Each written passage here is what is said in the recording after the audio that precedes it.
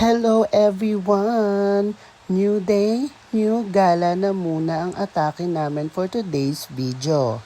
At paglabas ko ng bahay, may nakita akong sasakyan. Mukhang ako ata ang sinusundo nila. Hays, nakakaloka. Wala na lang bang pahinga? Puro gala na lang at play ang ginagawa ko sa buong araw? At ayan na nga, paglapit ko ng kotse, unang bumungad sa akin, walang iba kundi si Jude, si Popo, si Miko at si Tatay. Mukhang nainip sila, kakaantay sa akin. At ready to go na nga sila. At syempre, video muna bago tayo umalis. Kasi makukulit na kayo, antitigas ng ulo nyo, ang init-init mga bakla! At nakarating na nga kami sa aming pupuntahan.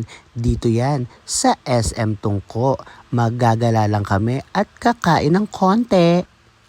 At dyan nga napili namin kumain dahil nagki-cravings ang matanda. Ang gusto daw niya, ramen. Ramen! At dumating na nga ang order namin. Kanya-kanya kaming picture, kanya-kanyang asikaso. Kasi nga, gutom na ang mga bakla. Ayan, sige, lamon, picture. Hindi naman halatang gutom kami, no? Kasi ang dami-dami naming in-order. Nakakaloka. Paano kaya ubusin to?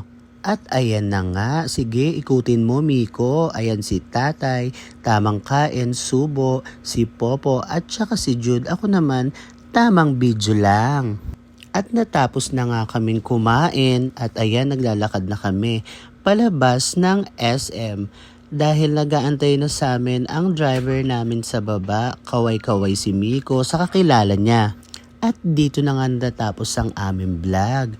Yun lang for today's video. Sana nag-enjoy kayo. Bye!